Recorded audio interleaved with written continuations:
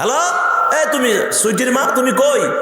কয় তোমার বন্ধুর বাড়িতে আমি আজকে যাবো না, কালকে যাবো, দুই দিন পর যাবো। বেশি তারিফই করবে না, 2-3 দিন পর যাবো। কন এই স্বামী ছাড়া, মাহারাম ছাড়া পরপুরুষের বাড়িতে কি 2-3 দিন কাটা যাবে? তাহলে আমার ভাইয়েরা, 8 শ্রেণীর নারী মায়েরা তৈরি হয়ে যান, হীরার চেয়েও দামি। নবীজি বলেছেন 1 নম্বরে যে নারী পর্দাশীল এবং যে নারী লজ্জাশীল এবং পর্দা করে, এই নারীটা হীরার চেয়েও দামি। জোরে বলেন ঠিক কিনা? যে নারী রাস্তায় ঘোরাঘুরি করে, আপনি তরকারির মধ্যে আপনার মশলা দিয়েছেন, পেঁয়াজ দিয়েছেন, মরিচ দিয়েছেন, তেল দিয়েছেন, খুব চকচকা রান্না, কিন্তু লবণ দেন নাই, কি হবে কন? খাওয়া যাবে। যারা পর্দা করে না, রাস্তায় খোলামেলা চড়ে, চলাফেরা করে, এরা তরকারিতে লবণ না দিলে যে অবস্থা, এদের অবস্থা হয় তাই। কথা কন ঠিক কিনা? বিদায় আমার মায়েরা, খুব হুঁশিয়ার মাগো। কি এমন তোমার এই বাহাদুরি? তোমার নানির দিকে তাকাও, তোমার দাদির দিকে তাকাও, তারাও তোমার মতো যুবতী ছিল গো মা, আজকে শেষ হয়ে গেছে। সূরা ইয়াসিনে বলেছেন আল্লাহ, ওয়া নুআম্মিরুহু ওয়া নুনাক্কিসুহু ফিল খালকি আফালা ইয়াকিলুন। যখন মানুষের বয়স হয়ে যায়, সব কিছু লোকসানের দিকে আসে, হাত পা সব ঝুলে যায়, গাল ঝুলে যায়, দাড়ি সাদা হয়ে যায়, মাথার চুল সাদা হয়ে যায় গো মা, কোমরটা বাঁকা হয়ে যায়। ও মা, একদিন লাল টুকটুকে শাড়ি পরে স্বামীর ঘরে ঢুকেছো, ও মা গো, এমন একটা দিন আসবে রে মা, সাদা কাপড় পরে কবরে যাবি, আর কোনোদিন ওই কবরের বাড়ি থেকে ফিরে আসতে পারবা না গো মা। বিধায় ও মা, যে নারী যে নারী লজ্জাশীল পর্দা করে, ওই নারীটা হলো হীরার চেয়েও দামি। 2 নম্বরে, যে নারী পরপুরুষের চোখের দিকে তাকিয়ে কথা বলে না, পরপুরুষের চোখের দিকে তাকিয়ে কথা বলে না, তার কারণ পুরুষ আর নারীদের চোখের মধ্যে একটা আকর্ষণ আছে না নাই? জোরে কন, আছে না নাই? চোখ দিয়ে তাকাবেন কাম ভাবে, চোখের জেনা হবে। হাত দিয়ে ধরবেন, হাতের জেনা হবে। মন দিয়ে কল্পনা করবেন, মনের জেনা হবে। পা আগাবেন, পায়ের জেনা হবে। বিধায় মা, যে নারী পরপুরুষের চোখের সাথে চোখ লাগায়া তাকিয়ে কথা বলে না, ওই নারীটা হলো হীরার চেয়েও দামি। 3 নম্বরে, যে নারী পরিবার ছাড়া কোথাও রাত্রি যাপন করে না, পরিবার ছাড়া কোথাও রাত্রি যাপন করে না, স্বামী এসে ফোন দেখে বাড়িতে বউ নাই, ফোন করে বলে বউ তুমি কোথায়? কয় তোমার বন্ধুর বাড়িতে। কয় সুবহানাল্লাহ। বউ বলে বন্ধুর বাড়িতে, সুবহানাল্লাহ কবেন, নাউজুবিল্লাহ কবেন। আসি দেখে বউ নাই। হ্যালো, এই তুমি সুইটির মা, তুমি কই? কয় তোমার বন্ধুর বাড়িতে আমি আজকে যাবো না, কালকে যাবো, 2 দিন পর যাবো। বেশি তারিফই করবে না, 2-3 দিন পর যাবো। কন এই স্বামী ছাড়া, মাহারাম ছাড়া পরপুরুষের বাড়িতে কি 2-3 দিন কাটা যাবে? রাসূল বলেছেন, যে নারী পরিবার ছাড়া কোথাও রাত্রি যাপন করে না, সেই নারীটা হীরার চেয়েও দামি। সুবহানাল্লাহ কর। 4 নম্বরে, যে নারী নিজের আপনজন ছাড়া অন্যের সাথে কোথাও ভ্রমণে বের হয় না, যে নারী নিজের আপনজন ছাড়া অন্য কোথাও ভ্রমণে বের হয় না, আমার ভাইয়েরা, হজের ব্যাপারেও মাহারাম ছাড়া কোনো নারীর হজে যাওয়া জায়েজ নাই। নিজের পরিবার ছাড়া কোনো নারীর হজে যাওয়া জায়েজ নাই। আমার মায়েরা, সেই কথাই বলা হয়েছে, যে নারী আপনি যে আপনজন ছাড়া অন্যের সাথে কোথাও ভ্রমণ করতে বের হয় না, ওই নারীটা হীরার চেয়েও দামি। 5 নম্বরে, যে নারী অন্য বেগানা পুরুষের সাথে হাসি তামাশা করে না, হাসি তামাশা করে না।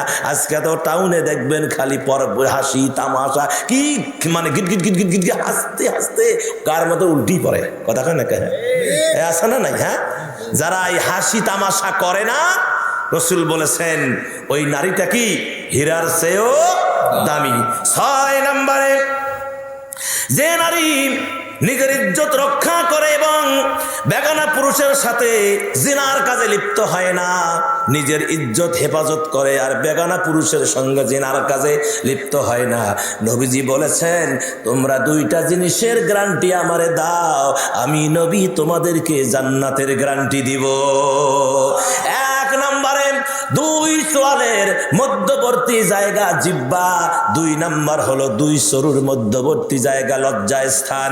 এই দুইটার হেফাজত যারা দিবে, আমি নবী গ্যারান্টি দিলাম, তাদেরকে জান্নাতের গ্যারান্টি দিলাম।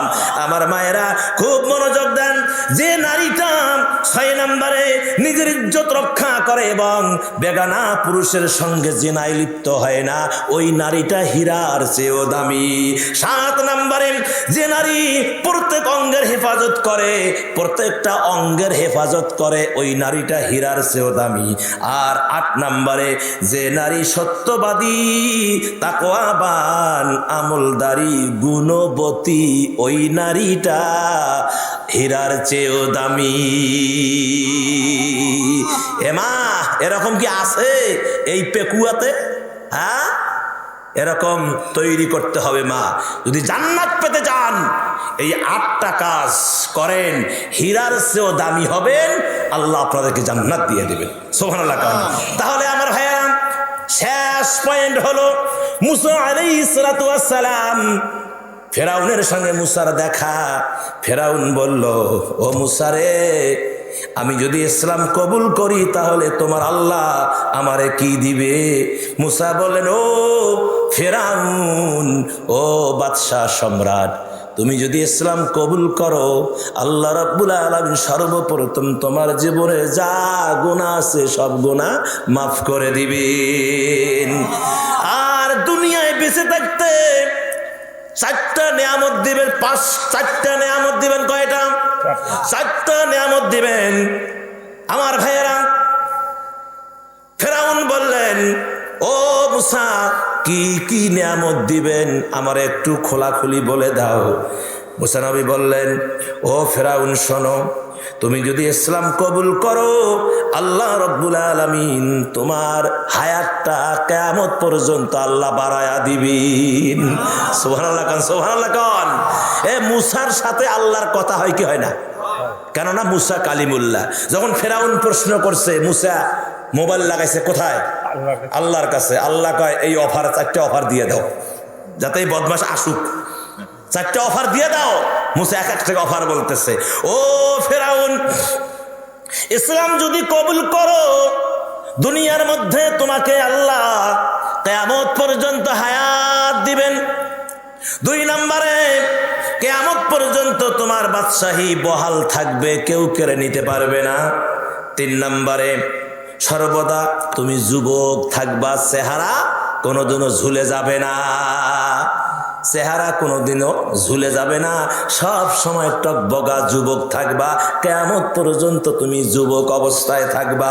আর 4 নম্বরে, ও ফেরাউন রে, তুমি যদি আল্লাহর প্রতি ঈমান আনো, তুমি যদি ইসলাম কবুল করো, আমার আল্লাহ কিয়ামত পর্যন্ত তোমাকে সুস্থ রাখবেন, কোনো রোগ দিবেন না। ফেরাউন কয়, মুসা খুব ভালো কথা, আমার একটু সময় দাও, কালকে তোমাকে বলবো। এখন মুসা বললেন যে আপনি যারে তার সাথে পরামর্শ করেন কোনো আপত্তি নাই, হামানের সাথে বাদ দিয়ে। তার কারণ হামান হলো এই ফেরাউনের মন্ত্রী, কথা কেন না কেন? এই যত ক্লিক লাগায় এই হামান। উনি চলে গেলেন, আচ্ছা ঠিক আছে। এখন উনি যখন রাজদরবারে ঢুকবেন, ঢুকতেই হামানের দেখা। কয়, যাহাবা না, আমি অনেকখান থেকে খুঁজতেছি, আপনারা কই গেছেন? না বলবো না। এখন কন, পাগলক যদি বলা হয় যে এই খবরদার নৌকা ঢোলাইস নে, উনি চিন্তা করবে যে এটার মধ্যে মজা আছে, আমি আরো এরকম এরকম এরকম, কথা কয় না কে? এখন কয়, না যাহাবা না, বলাই লাগবে। আপনি কই গেছিলেন, কি হয়েছে কন? কয়, না না বলবো না। না বলাই লাগবে, আপনি বলেন। কয়, এইরকম মুসার দেখা হলো, আমি বললাম যে এই ঘটনা। তো মুসা আমাকে 4টা নেয়ামতের কথা বললো, বেঁচে থাকতেই আমার খুব ভালো লাগছে, বিধায় আমি সিদ্ধান্ত নিছি কালকে মুসাক বলবো আমি ইসলাম কবুল করবো। হামান কয়, মাথা খারাপ আপনার? এই টুপি মাথা দিয়ে সবসময় পাগড়ি মাথা দিয়ে বেড়ায়, মৌলবীর মাথা গরম। আর আপনাকে কি বলছে না বলছে, আপনি এটা কি তাপড়া শুরু করছেন? আপনি তো নিজেই রব, নিজেই তো আপনি প্রভু, সত্য আপনারই। এমন পানপট্টি মারছে, পরের দিন সকালবেলা মুসা দাঁড়িয়ে আছে ফেরাউনের অপেক্ষায়। ফেরাউন যাচ্ছে, মুসা মনে করতেছে আজ কাম গুটি, আজকে ফিট, আজ কাম হবে। যা বলতেছে, মুসা আমার তো ইচ্ছা ছিল, কয় বুঝছি আমি, আমার দেখা হয়েছে না, কয় হ বুঝছি, আর বলা লাগবে না। কয় মুসা মন খারাপ করো না, আমি ইসলাম কবুল করলাম না। মুসা বলে শোনেন, আপনার কপালে ইসলাম থাকলে তো কবুল করবেন। আল্লাহু আকবার।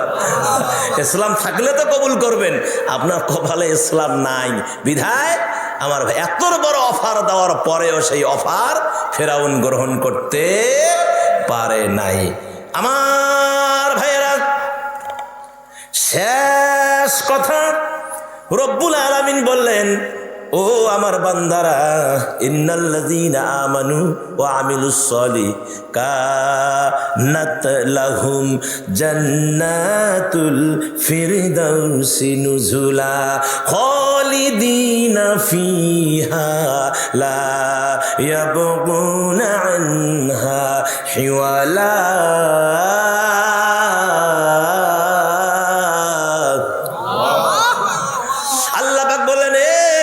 নিশ্চয়ই যাহারা ঈমান আনে এবং নেকামল করে তাদের জন্য রব্বুল আলামিন জান্নাতুল ফিরদাউস বরাদ্দ করে রেখে দিয়েছেন, রেস্ট হাউস। সুবহানাল্লাহ কোন।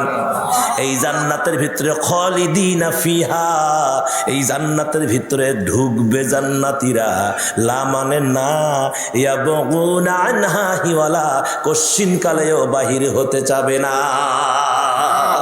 আল্লাহু আকবার কোন।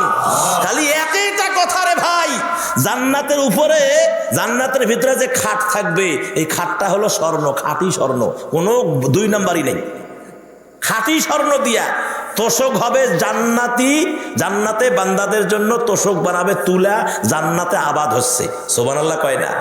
আর যে চাদরটা উপরে বিছাবে না হুরেরা, এই চাদরটার একটা সুতার যা মূল্য, এরকম পৃথিবী কোটি কোটি কোটি বার বিক্রি করলেও একটা জান্নাতের চাদরের সুতার মূল্য হবে না, হবে না, হবে না।